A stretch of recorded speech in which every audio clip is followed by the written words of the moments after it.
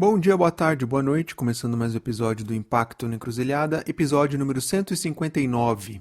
Muito além de assinar o cheque.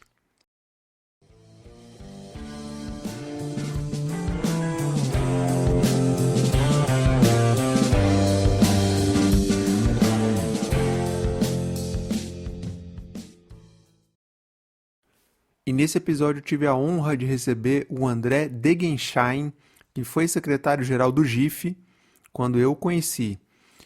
E ele está desde 2017 dirigindo o Instituto Ibirapitanga, que é uma fundação familiar que doa recursos, né, também chamada de grant making. Eu tenho um profundo respeito e admiração pelo André, com quem já troquei aí muitas ideias, muitas figurinhas ao longo da nossa caminhada lá no GIF. Eu fui um associado bastante ativo e lá no meu, né, quando eu estava com o meu outro chapéu institucional, e também cheguei a ser membro do conselho por 4 anos. Bem no momento, quando eu entrei no conselho, era o momento em que o André já estava no processo de saída, que foi substituído pelo Zé Marcelo, que ficou lá na Secretaria-Geral do GIF. Bom, claro que aqui o papo com o André a gente não poderia deixar de falar sobre investimento social privado, filantropia, sobre as limitações de dados que o setor tem, sobre as complexidades que tem aí no campo, desafios, enfim. Ele traçou aqui um panorama muito interessante, né, digamos assim, dois blocos dessa atuação social. De um lado, uma coisa mais informal, mais livre, que é o que a gente está vendo acontecer, por exemplo, agora na tragédia climática no Rio Grande do Sul. E de um outro lado, um bloco mais institucionalizado, que é um pouco mais a expressão do GIF. Ele falou também das agendas temáticas que estão orientando o trabalho do Instituto Birapitanga, basicamente a questão racial e a agenda de sistemas alimentares, de como é que foi também o processo de construção desde o início, né, do Instituto. O André foi convidado para construir um pouco desde do início o Instituto Ibirapitanga. Ele fala mais sobre isso aqui. Bom, na agenda racial, o Instituto apoia uma série de iniciativas, mas a gente deu destaque aqui ao projeto Querino, que é, digamos assim, um case de sucesso que o Instituto apoiou. Se você nunca ouviu falar, link na descrição, você está perdendo tempo. O Projeto Querino é uma série de podcasts que, cara, é incrível. Fala sobre a questão racial no Brasil e realmente é imperdível. Bom, e o título do episódio aqui tem tudo a ver com a maneira como fundações, como o Instituto Ibirapitanga, são vistas, né? Como aquela que assina o cheque. Mas o André aprofundou, ele expandiu a nossa compreensão dessa dimensão. Muito legal a abordagem que ele traz aqui. Bom, e se você gosta do conteúdo que a gente produz aqui, considere se tornar um apoiador do podcast. Junte-se a outras pessoas iluminadas que mantêm de pé esse trabalho. Passa lá no Apoia-se, link está aí na descrição e veja lá como contribuir. Aproveito aqui para agradecer a galera que já está apoiando esse trabalho. Valeu demais. Bom, e para fechar, deixo uma questão que o André trouxe ao longo do papo, que para mim faz muito sentido. E quem financia as organizações que estão lá na ponta, antes da emergência acontecer, para que elas estejam com capacidade instalada para receber os recursos e fazer isso se transformar em apoio direto na ponta? Tá aí, uma boa reflexão para a gente fazer. Bom, então é isso. Agradecer demais ao André pelo papo incrível e, sem mais delongas, partiu para o papo. Eu fui me desfazendo e juntando aos poucos nesse mestão cada fragmento até formar algo novo nesse chão. Quanto tempo faz que eu me despedi de mim? Grande André, feliz por você ter topado estar aqui com a gente. Para a gente começar, se apresenta para quem está nos ouvindo. O André, conta um pouquinho da tua trajetória, de onde você fala, seja super bem-vindo.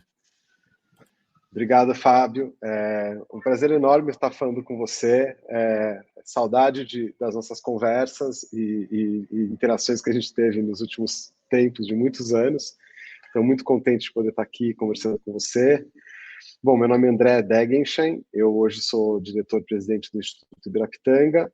A minha trajetória é na sociedade civil, mas em diferentes lugares, né? Então, minha formação vem na área de ciências sociais, mas a minha formação foi em relações internacionais, ciência política, e eu comecei a minha, né, vida profissional logo depois que eu saí da faculdade na Conectas, então eu estava envolvido no grupo que fundou a Conectas, e essa foi a minha primeira grande referência, né? Não só em termos de experiência numa organização, mas também de construção de uma visão a partir desse campo dos direitos humanos, democracia, e foi, de certa forma, a minha escola fundamental, né?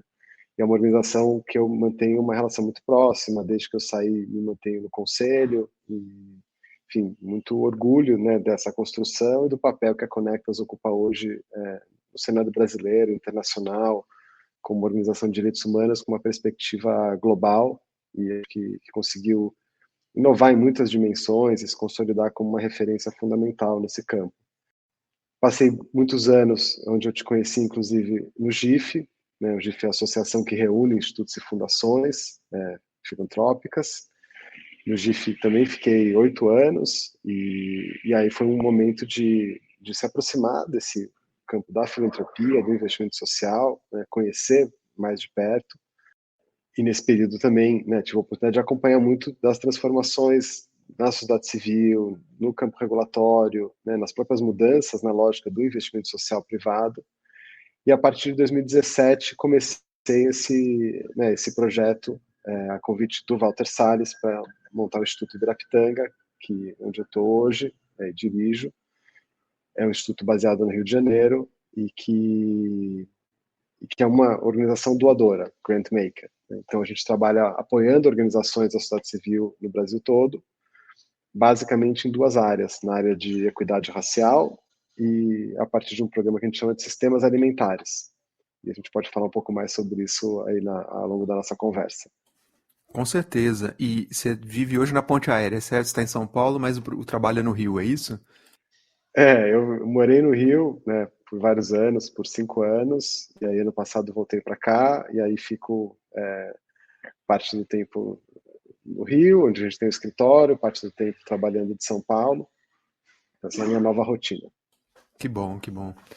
André, você citou aqui no início, aí, onde a gente se conheceu, né, no GIF, você falou, ó, eu tenho 8 anos, fiz 8 anos de GIF, e você entende como poucos os meandros aí do investimento social privado e tal. Porque a minha pergunta para começar é qual que é a sua avaliação desse campo no tal do pós-pandemia, que durante a pandemia se escutou muito, olha, uma nova forma de colaboração, recorde de recursos.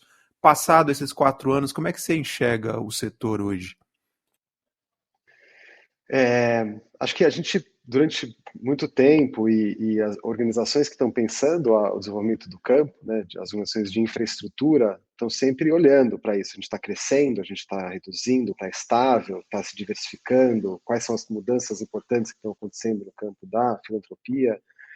E a gente parte de uma base de informação muito precária, né? Então, a gente não tem um sistema público de consolidação dessas informações, né? Então é difícil ter um número que represente de forma mais próxima à realidade.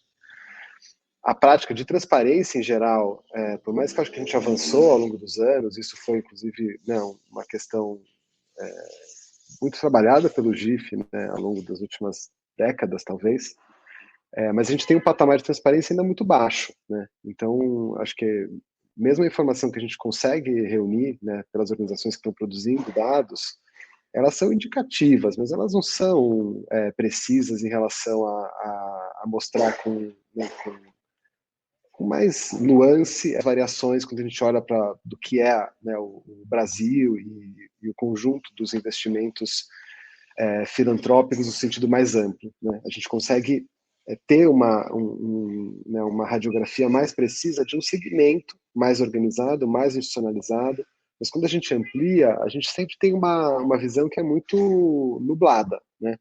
Então acho que a gente tem que olhar, não é com desconfiança, acho que as pesquisas são o que é possível em termos de reunir dados, mas sempre com uma certa cautela de não extrapolar essas afirmações para além do que elas têm condição de representar. Então, feita essa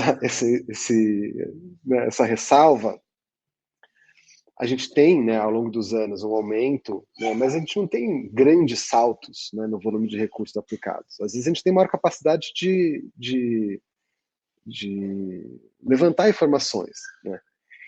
Agora, eu queria separar em duas faixas, né? Uma coisa é o que a gente tem é a filantropia, o investimento social institucional, estruturado, pensado no longo prazo. Que isso é um pouco a definição, né, que foi dada para o próprio investimento social privado, né? Ele implica uma lógica de atuação planejada e sustentada no tempo, né? Quando a gente fala de campanhas de doação, como essa na Covid, ou agora diante da situação do Rio Grande do Sul, a gente tem um outro tipo de mobilização, né? E aí é muito interessante ver a capacidade de resposta, né, da sociedade, das pessoas, das instituições, das empresas, né? Então, foi muito impressionante ver na pandemia o volume de recurso que foi mobilizado para isso, com doações que a gente nunca tinha visto no Brasil, não se teve notícias de doações tão grandes. E agora, no Rio Grande do Sul, a gente vê de novo uma mobilização muito significativa e de todas as formas, né? Doações em dinheiro, doações em bens, em alimentos, em trabalho voluntário. Então, isso mostra, talvez, duas dimensões, né, não sei, do que a gente pode chamar de trabalho assistencial filantrópico, né? E eles não são a mesma coisa, quer dizer, o aumento de um não necessariamente leva ao aumento do outro, né? Então, um é muito mais indicativo da capacidade de engajamento, de mobilização, de solidariedade, mas não necessariamente um índice de filantropia, no sentido mais institucional. Então, é interessante olhar, né, eu acho assim, é importante ver isso e essas variações, isso é um valor, a gente deve, enfim, cuidar e trabalhar isso e criar estruturas para que a gente consiga canalizar mais recursos diante de situações emergenciais ou de um patamar de doação, né, também em situações regulares. Nossos problemas estruturais eles são permanentes, né? Mas isso não se confunde com uma atuação mais institucional, né? E aí é essa que eu acho que a gente tem que prestar atenção, né? Porque ela não está se expandindo significativamente. A gente sente falta de algumas dimensões estruturais que façam com que essa filantropia se expanda e se qualifique, né? Então, eu acho importante olhar para isso, né, um pouco com essas duas chaves. E para quem está ouvindo, depois vou deixar o link na descrição. A gente já fez um episódio aqui onde a gente destrinchou o raio-x do último censo GIF. É um pouco, dialoga um pouco com o que o André está trazendo aqui nesse bloco mais institucional. André, só para fechar esse tema, você acha que o bloco institucional, nesses casos de emergência, ele tenta, entre aspas, forçar a barra para se conectar com esses movimentos mais espontâneos? É parte da sua natureza tentar estar próximo da ponta? Acho que sim, eu acho que a filantropia, o investimento social mais organizado, institucional, ele pode criar infraestruturas de mobilização de recursos, apoiar organizações para que elas tenham capacidade de atuar. Então, é interessante ver isso, porque quando tem uma situação como essa no Rio Grande do Sul, né, não são muitas as organizações que conseguem receber um volume grande de recurso, operar, fazer isso chegar com eficiência na ponta. Então, isso precisa estar pronto quando uma emergência dessa acontece. E quem financia essas organizações antes da emergência acontecer, para que elas estejam preparadas, em condição, com capacidade instalada para receber recursos, mobilizar isso e fazer isso se transformar em apoio direto na ponta, né? Então, para isso, você precisa de recursos o ano inteiro, né? Você precisa de apoio institucional para que essas organizações tenham capacidade para isso. Porque se você for esperar uma tragédia acontecer para produzir, criar essa capacidade, você tem uma curva muito longa e uma perda de eficiência muito grande, né? Então, acho que tem uma responsabilidade dessas organizações de garantir que a gente tenha uma estrutura de assistência colocada, mas isso vale para as outras áreas de atuação filantrópica. Então, a gente precisa ter capacidade de advocacy, de comunicação, de formação de quadros, a gente precisa ter redes estabelecidas. Então, essa infraestrutura, esse ecossistema da sociedade civil, que eu acho que é uma das grandes responsabilidades da filantropia. E é isso que a gente defende, né, diante, né, de um apoio a projeto. O apoio a projeto circunscrito, né, que apoia um conjunto de atividades, ele é ótimo, né? Mas ele não assegura, né, a capacidade de atuação institucional, ele não assegura essa força institucional para agir em situações de crise. Então, o que a gente tem que defender, eu acho que isso é uma tarefa que muitas organizações têm vocalizado, é de assegurar um patamar alto de recursos institucionais para que a gente tenha um ecossistema de organizações diversa, operando com capacidade adequada. E a gente está muito aquém disso, né, em muitas áreas.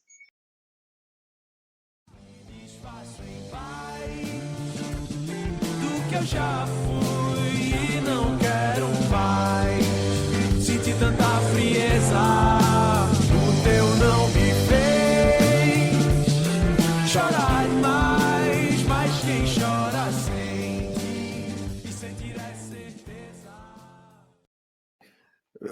Você, no início da sua apresentação, você falou, olha, eu fiquei 8 anos no GIF, e aí surgiu uma oportunidade, um convite do Walter Salles para, digamos assim, com o facão na mão, começar do zero, né, o Instituto Ibirapitanga, que hoje tem uma trajetória impressionante. A minha pergunta para você é, um pouco usando a linguagem futebolística, como é que foi que surgiu o convite, o telefone tocou, qual era o projeto que estava na mão que te fez falar, putz, eu vou sair do GIF e vou encarar esse novo desafio?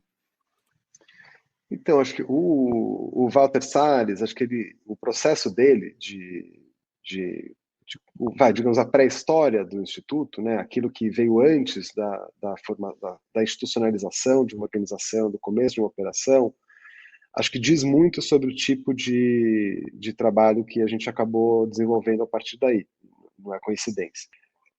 O Walter passou, e aliás, junto com o João Moreira Salles, 2 anos em se encontrando com organizações no Brasil, fora do Brasil, organizações da sociedade civil, organizações filantrópicas, organizações tipo GIF, né? E foi nesse contexto que eu conheci, né, os dois, para entender um pouco mais sobre esse campo, para ouvir de lideranças importantes o que era, né, quais eram os desafios, o que era necessário. Então, eu acho que o fato do Ibirapitanga ter partido de uma escuta cuidadosa, né, e com tempo, né, sem pressa, foi fundamental para a maneira da gente começar esse trabalho. Né? E o próprio trabalho, a partir do momento que o Walter me convidou para ajudar ele a montar esse instituto, definir os focos de atuação, começar a desenhar, né, que organização deveria ser essa, com que características, com que premissas, com que focos. Então, vai ser doadora, vai operar projetos. Então, tudo isso foi definido a partir desse momento. Né? E foi um processo muito mais, digamos, de dialógico, né, de diálogo, de escuta com organizações, para formação e construção das estratégias, para definição da forma de atuação, do que uma coisa que é muito comum, que é você chamar alguém muito especializado, uma consultoria, desenha uma estratégia, define, né, políticas, define um desenho organizacional, implementa, 3 meses, não sei o quê, começa a atuar, joga dinheiro e tal. Então, o nosso processo foi muito diferente, né? Foi um processo mais gradual. A gente começou a ampliar o orçamento progressivamente, a gente começou a fazer doações enquanto a gente estava também construindo a nossa estratégia, enquanto a gente estava construindo nossos processos de avaliação de propostas, nosso processo de monitoramento. Então, foi um processo de muito aprendizado para a gente, mas a partir de uma relação muito próxima com organizações que a gente depois foi apoiar, ou às vezes que a gente também não apoiou, mas que ajudaram a gente a formar uma percepção sobre o campo, sobre as prioridades, sobre as urgências, e a gente contou com o apoio de muita gente nesse processo. Então, acho que isso a gente enfatiza bastante. Foi tanto uma maneira de informar a nossa estratégia, como de construir nosso espaço de legitimidade nesse campo. E acho que nessa posição de uma organização doadora, isso é fundamental, né? E isso não se confunde com fazer média com as organizações e tal, mas é que as organizações também entendam, né, qual que é o lugar que a gente está vindo ocupar. E isso gera uma situação de um compromisso, né, de um compromisso com aquele campo, com aquela causa, com aquelas organizações, né. Então, a gente tenta, e aí não é ignorando as relações de poder que são intrínsecas numa relação entre financiador e financiado, né? Mas é de se colocar no lugar de troca, de escuta, de diálogo, né? Então a gente não tem as melhores, nem todas, nem as melhores respostas para os problemas que a gente se propõe a atuar, né? Isso vai emergindo a partir dessas relações. Então, isso assim, falar até assim, parece simples e até meio óbvio, né? Mas colocar isso em prática implica desenhar os processos de tal forma que valorizem e privilegiem essas relações. Isso é algo que a gente está o tempo inteiro tentando aperfeiçoar, tentando avançar. Quer dizer, não é que a gente chegou num lugar e agora a gente está tranquilo, né? A gente está o tempo inteiro revendo, né, esses processos, essas formas de avaliar projeto, de monitorar, de dar retorno, de escutar, e está sempre ligeiramente descontente também, né, com a maneira com que isso está acontecendo. Eu particularmente gosto dessa postura, né? Quando a gente se achar que a gente está muito assim assentado, chegamos lá e está tudo assim, acho que é um mau sinal. Que bacana, André. E assim, dois comentários. Primeiro, é impressionante, desde 2018 para cá, a curva, né, ascendente de repasse de recursos, né, assim, acentua claramente o que você está dizendo de ser uma organização grant maker, né, que doa, repassa recursos para terceiros, incrível. E o outro comentário que a pergunta que eu quero fazer aqui é, você acha que esse processo de construção, como ele se deu, teria sido possível se o convite tivesse sido feito para o André para constituir uma organização, uma fundação corporativa? Não, seria totalmente diferente, né? Fábio, você conhece bem isso. Eu acho que eu, assim, respeito muito as várias, digamos, estruturas institucionais, né, que compõem o campo da filantropia ou do investimento social privado, né? Mas cada uma delas te impõe um conjunto de restrições e potencialidades, né? Acho que as institutos empresariais têm uma série de restrições em relação ao seu foco de trabalho, ao tipo de parceria que ela tem condição de fazer, só que ela tem toda uma capacidade, né, instalada a partir da empresa que pode ser mobilizada em torno dos seus objetivos. Um instituto como o Ibratanga não tem, né?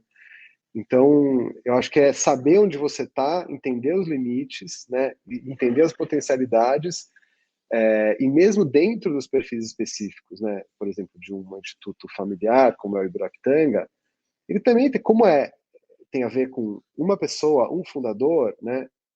Você tem, não é uma coisa genérica, né? É uma coisa específica, né? É aquela pessoa com aquela visão, com aquela trajetória. Então, o Walter não é uma pessoa que se coloca, por exemplo, como uma liderança filantrópica, né? Ele não se vê nesse lugar, né? O lugar de atuação dele é o cinema, né? E isso também confere para a gente um conjunto de, digamos, de liberdades, mas também potenciais que são menos explorados, né?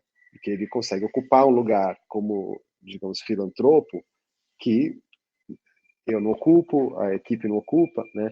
Então, acho que cada organização tem que entender a sua lógica, a sua estrutura de governança, a sua dinâmica, né, de mobilizar as suas instâncias de poder a serviço da sua causa. E isso é uma coisa que eu valorizo muito, né? Eu acho que, e aí a ideia da diversidade como um elemento fundamental do campo, eu acho que precisa ser preservada, em todos os sentidos, né?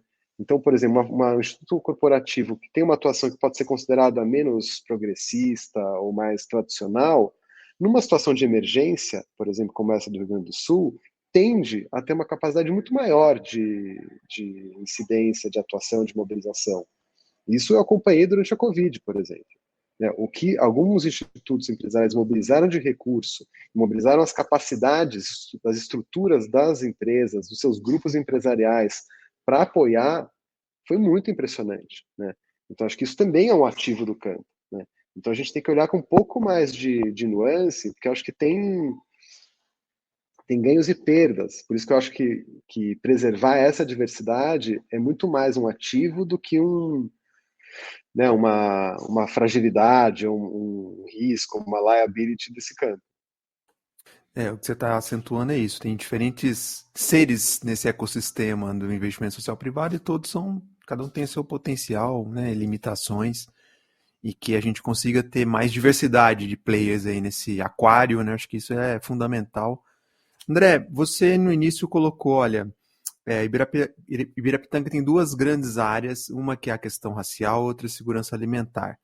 Minha pergunta para você é, no braço de questão racial, tem uma série de projetos que vocês apoiam, uma porrada de iniciativas super bacanas. Uma delas, que eu queria jogar a luz aqui, é o Projeto Quirino.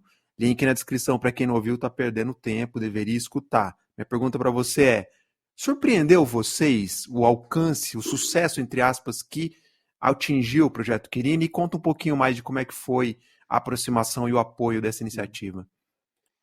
Fábio, foi realmente, foi muito surpreendente, assim, pelo menos para a gente, né? A gente apoia projetos de natureza muito distinta, né? E projetos, às vezes, de baixa visibilidade, projetos de alta visibilidade, né?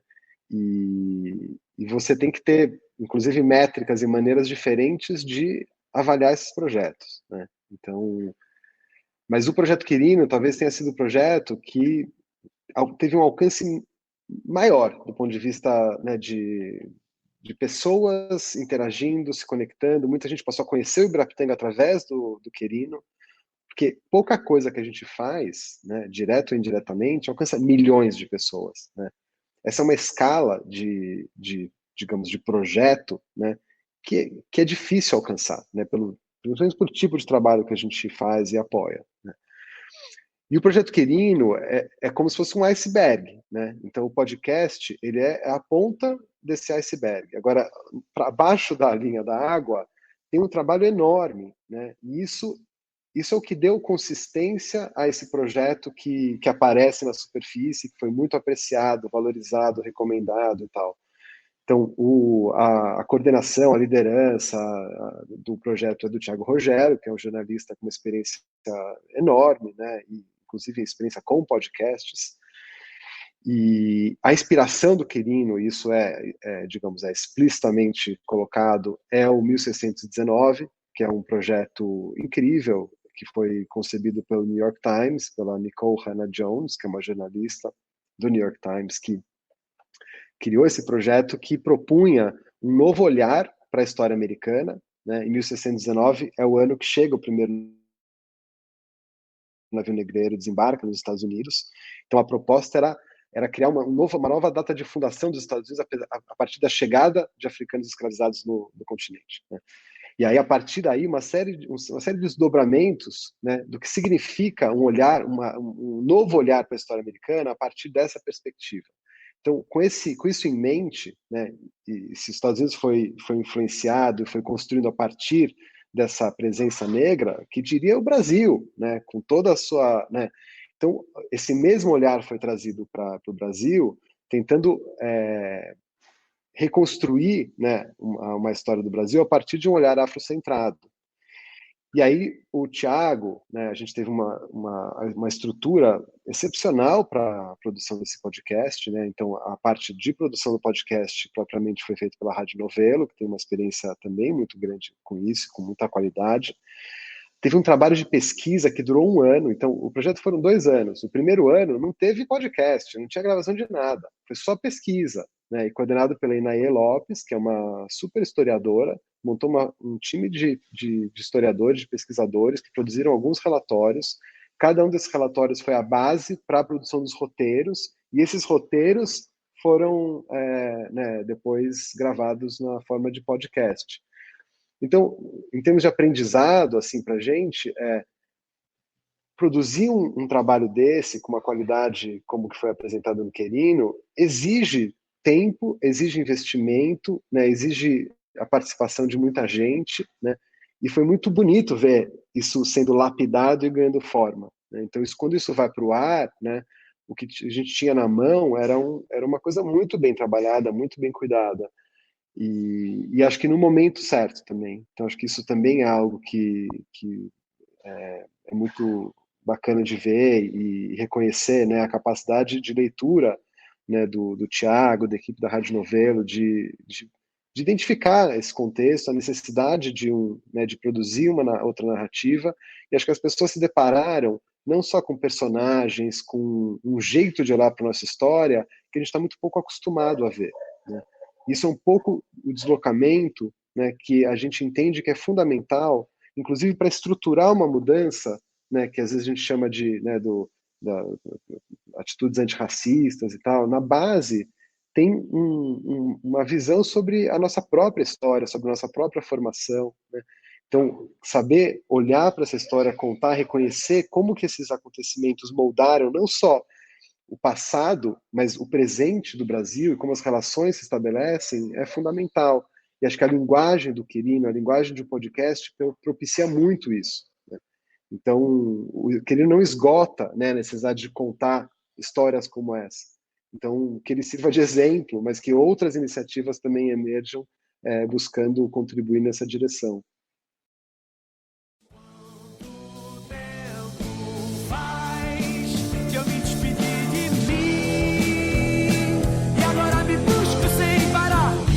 Faço em paz do que eu já fui e não quero mais. E para quem tá ouvindo que por acaso não ouviu o Projeto Querino, de novo, reforçar, é um puta podcast, muda a maneira como a gente enxerga o tema, né, da questão racial no Brasil, enfim, acho que é um trabalho, assim, incrível mesmo, e feliz de vocês terem apoiado. Minha pergunta, só para fechar esse tema, é: para além de assinar o cheque, né, e disponibilizar o recurso com paciência, o que mais que vocês puderam interagir, contribuir nesse projeto específico?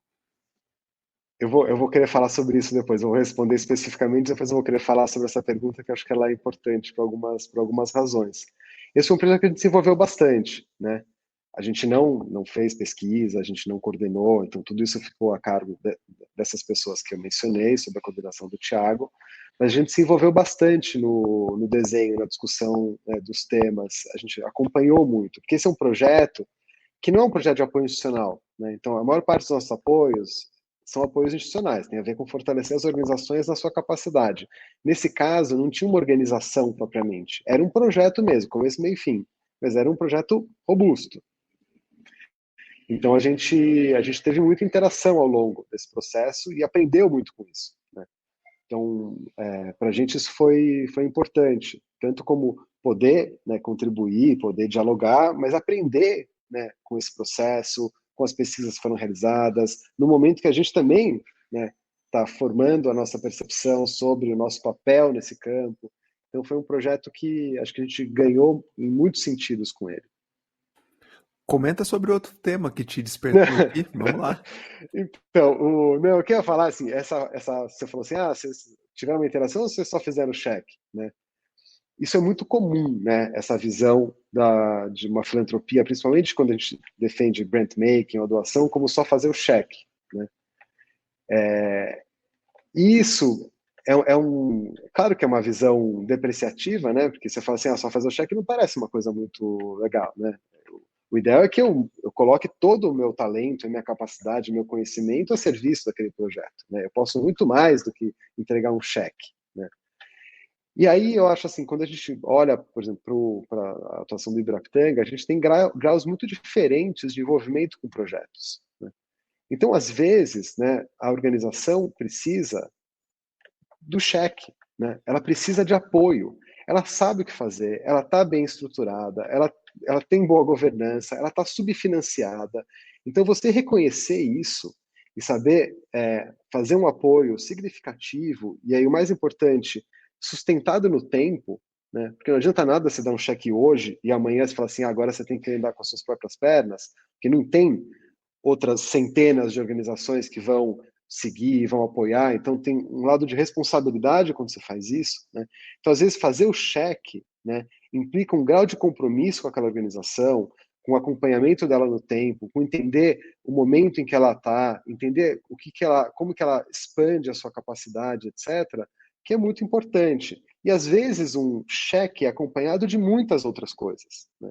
Então, a gente tem exemplos de apoios que a gente criou a organização, a gente apoiou a criação dela, a estruturação jurídica, os primeiros passos, dialogando sobre opções muito fundamentais de montagem de equipe, de desenho organizacional, de foco da estratégia, porque isso era necessário, né? E a gente apoia, né, com a capacidade que a gente tem de oferecer, mas a gente não consegue ofertar tudo que a organização precisa, então você tem também a necessidade de trazer gente que vai conseguir apoiar, então saber qual é o seu papel e o seu papel na mobilização de outros recursos para apoiar aquela organização em cada momento é fundamental, né? Então, acho que existe um contínuo de envolvimento, que vai desde o envolvimento baixo, porque você confia na organização, então você está dando um recurso para que ela tome as melhores decisões, e ela tem condição de fazer isso, você faz uma análise para concluir isso, né? Você não pega e joga de helicóptero um cheque, né? Até um trabalho de ir lapidando junto, né? Um projeto ou o desenho de uma organização para que ela cresça e tenha condições de se desenvolver. Então, acho que esse espaço, né, de atuação de organizações grant makers, doadoras, ele é muito mais complexo do que, às vezes, esse olhar de falar assim, ah, não, mas, nossa, a gente tem tanto talento, tanto a aportar, que, imagina, o cheque é a coisa menos importante que a gente tem para dar, né? Mas eu acho que se você expande essa lógica, né, digamos, multiplica essa lógica, você não tem financiamento, né? Você tem organizações ricas desenvolvendo projetos a partir das suas hipóteses do campo. Isso é péssimo, porque essas organizações têm baixo grau de accountability, né? Então elas têm os meios, elas têm a capacidade, ela decide o que ela faz, ela não precisa prestar contas praticamente para ninguém, então ela pode operar com baixo grau de transparência, ela pode não ter nenhuma relação, né, com o campo, com as pessoas, grupos impactados, ela define os seus pressupostos, ela tem os recursos, ela coloca isso a serviço de um suposto bem público, né? Então, se você atua na arena pública, se você atua em nome do interesse público, você tem obrigação de prestar contas, de ouvir críticas, de ajustar o seu papel, que não é uma atuação privada no sentido do espaço privado. O recurso é privado, mas a atuação se dá no espaço público, né? Então, acho que isso é algo que a filantropias e investimento social precisa ter muito claro, né? A atuação se dá na esfera pública e isso te impõe uma série de obrigações, para além das obrigações legais, que são baixas em termos de transparência, prestação de contas, diálogo, interação né, com grupos impactados e tal.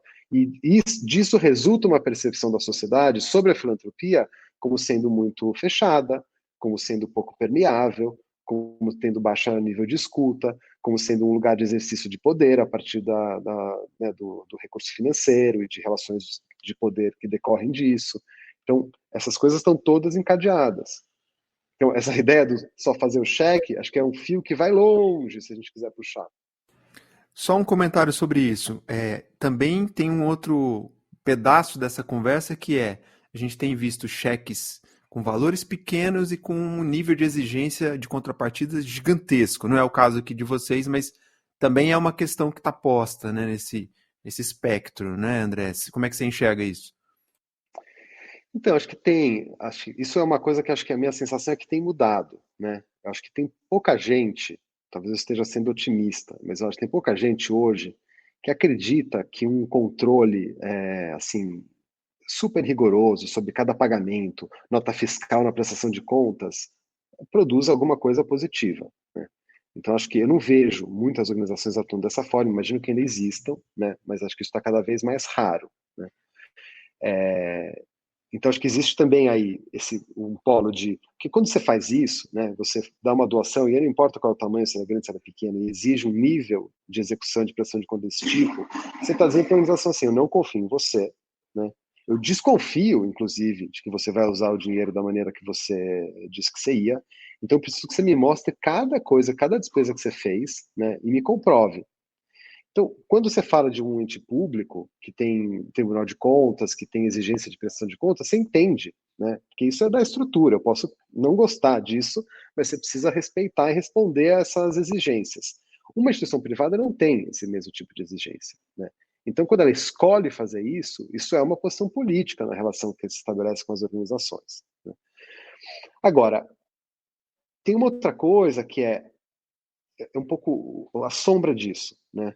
Uma instituição que é financiadora, ela precisa conhecer aquela organização, ela precisa entender como que o recurso está sendo utilizado, né? Inclusive para poder entender como que vai se dar o ciclo de continuidade desse apoio, se faz sentido essa continuidade, porque no limite a gente está sempre fazendo opções.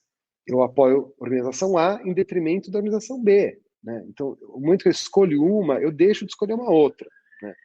Então, existe um lugar que é também uma responsabilidade dos financiadores de também não serem complacentes com seus próprios financiados.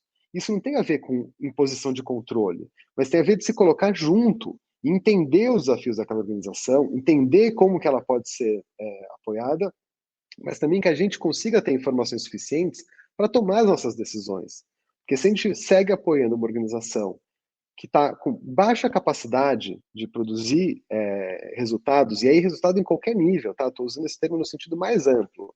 Eu estou deixando de apoiar um grupo que teria condição de produzir um tipo de impacto mais significativo. Então, ter essa capacidade de leitura também é importante para o próprio campo, né? Porque senão você vai cristalizando relações, você vai incentivando uma certa acomodação, né? E eu acho que às vezes o papel do financiador é também provocar, é fazer perguntas desagradáveis, é fazer perguntas que a própria organização tem dificuldade de se colocar.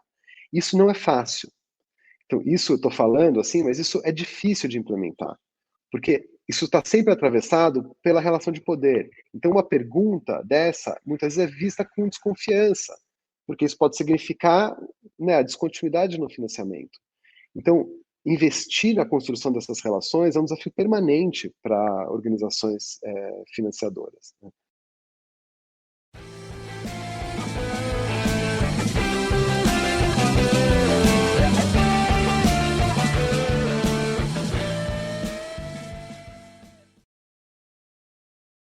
André, agradecer para a gente ir fechando aqui, o tempo passa voando, né? Mas eu queria fechar com uma questão que é, você falou, ó, a gente está sempre fazendo escolhas, né? E aí a minha pergunta é, nesse processo do cheque que a gente brincou aqui, tem um outro lado do balcão que tem uma demanda, gente querendo assediar, entre aspas, bater na porta, vender consultoria, captar recursos com vocês. Como é que vocês lidam com isso? Porque tem um desafio entre se você se blinda demais, é muito isolado, não é permeável. Ao mesmo tempo, se você se abre demais, você não faz mais nada. Como que acha esse equilíbrio? Sim. Fábio, aí assim, aí acho que a gente sempre erra. A gente vai sempre errar. A questão é para onde você quer errar, né? Porque eu acho que é quase impossível chegar a um ponto ideal nessa relação de abertura e blindagem, né? A gente fez uma opção, até agora, né, de ser uma organização bastante aberta. Então, assim, a gente tem um processo de recebimento de cartas de intenção que qualquer organização que chegar no nosso site pode apresentar uma proposta. Isso é muito bacana, né? Isso não é muito usual em fundações. Por que que não é usual? Porque dá muito trabalho, né? Dá trabalho para as organizações, dá trabalho para a fundação, né, avaliar. E se essas cartas de intenção não lá na frente não se revertem em apoios, né, você está reduzindo, digamos, a eficiência desse sistema. Você está impondo um ônus de energia de tempo das organizações em apresentar uma proposta, mesmo que seja uma proposta simplificada, uma pré-proposta, você está onerando, digamos, a nossa capacidade, né, de equipe, de avaliar propostas, e se elas nunca depois resultam em apoios, por que que a gente tem essa abertura, né? Então, até hoje, para a gente, isso tem a ver com talvez alguns princípios. Um é um princípio de abertura, de permeabilidade, né? A gente quer se apresentar ao campo de forma mais aberta, principalmente sendo uma instituição nova. Então, a gente quer que as pessoas cheguem, que as pessoas possam acessar e que a gente possa reconhecer trabalhos que estão fora do nosso radar. Então, organizações que eventualmente chegaram até o Ibirapitanga por indicação, por pesquisa e querem apresentar uma proposta, mas elas não conhecem a equipe, elas não me conhecem, elas não conhecem organizações que a gente apoia. Isso é uma coisa que a gente valoriza, isso amplia nossa capacidade de mapeamento. Para isso, né, a gente precisa comunicar bem o que a gente faz e quais os critérios, né, de apoio. E eu acho que isso também é uma coisa que a gente o tempo inteiro está buscando aperfeiçoar, né, e cada organização está tentando fazer isso. Então, acho que a contraparte dessa abertura é a transparência, né? Então, a gente coloca todas as doações no site. Então, a gente trabalha assim. Não é só assim, tem lá no relatório obscuro que está dentro de uma pasta que se você quiser gastar 40 minutos você vai encontrar. Não, qualquer pessoa em 2 cliques chega nas doações, ela está feita de um jeito amigável, você filtra por área, por ano, por busca por organização, enfim, a gente quer que as pessoas acessem, né? Não é uma prestação de contas como um rito administrativo apenas. A gente tem um desejo de que as pessoas entendam as nossas escolhas, que as pessoas conheçam os nossos apoiados e que elas possam eventualmente questionar essas escolhas, né? Claro, como que você faz isso? Eu não sei, mas assim, a gente quer se colocar numa posição aberta a esse tipo de questionamento. A gente entende que esse é um pouco o jeito da gente também rever nossas escolhas. Então, eu acho que esse equilíbrio, Fábio, eu não sei se a gente vai sempre ter essa abertura de recebimento de propostas não solicitadas, porque talvez a gente chegue num momento que o Iberapitanga não é tão conhecido assim, né? Talvez a gente chegue num momento que a gente receba dezenas, centenas de cartas por mês que a gente não consegue responder, e aí não faz sentido ter isso aberto. Então, eu não acho que isso é uma regra e que eu acho que a gente é melhor do que outras organizações que não recebem propostas não solicitadas. Mas isso até agora foi possível manter, né? E para a gente tem sido relevante, um valor importante. E eu acho que o jeito melhor de responder a esse assédio é comunicar bem, né, o que você faz, os critérios das suas escolhas, e aí isso facilita você falar não. Agora, isso nunca torna o não fácil, né? É sempre muito difícil dizer não, né? E mais difícil ainda dizer não para organizações e projetos relevantes. E aí esse lugar, né, da filantropia que é meio contraditório, é difícil, porque a gente desenha uma estratégia e a gente tem que buscar organizações, iniciativas que se encaixem, que respondam minimamente a essa estratégia. E aquilo que cai fora, né, é difícil, você pode dizer assim, não quer dizer que isso é ruim, é simplesmente a nossa escolha. Mas aí, a posição daquela organização, por exemplo, se ela não tem, como o nosso setor filantrópico ele é muito pequeno, o setor doador menor ainda, você não tem um conjunto grande de fundações, institutos, financiadores em cada área de atuação, podendo assim, se esse conjunto não apoia, você vai ter aquele outro. Então, em alguns temas, você tem menos de uma mão de fundações. Então, se você não recebe recurso dessas, você não tem muito para onde bater, né? E tem áreas que são menos ainda priorizadas. E aí você precisa esperar chegar uma fundação que defina como foco aquela área que você considera fundamental. E não existe um tema mais importante do que outro. Não existe uma hierarquia de temas, de áreas de investimento social, né? Então, esse é um desafio de expansão do campo, né? Se a gente tivesse um campo muito mais amplo, uma variedade de abordagens e temas, isso ia ser, né, menos, essa barreira ia ser um pouco mais baixa. Então, a gente sofre pelo estreitamento do nosso campo. Então, acho que isso é uma tensão permanente, acho que é um desafio permanente de lidar com essas demandas, e a gente sempre frustra as pessoas. Então, as pessoas são sempre frustradas com a nossa demora de resposta, com a nossa falta de retorno, com a nossa pouca, enfim. Então, essa é a parte de sofrimento, né? A gente nunca vai agradar e a gente tem que entender que é isso mesmo, né? A gente vai agradar quem a gente escolheu apoiar, mas está desagradando muito mais gente que a gente acaba não conseguindo apoiar. Então, o máximo que a gente pode esperar é que a gente consiga produzir boas justificativas, e acho que parte da justificativa se dá pela postura de transparência em relação ao conjunto das ações que são empreendidas pela organização. Pô, incrível, André. E para quem está ouvindo, o link na descrição vou deixar o link do site do Ibirapitã com essa parte das doações, que é bem fácil de entender, né, o que o André estava dizendo aqui. André, te agradecer demais, papo maravilhoso, cara. Para fechar, eu te convido a fazer o merchan final, reflexão final, o que você quiser aqui para fechar. Fábio, bom, primeiro eu super te agradeço, né, de novo, um prazer falar com você e a sensação é que essa conversa poderia continuar.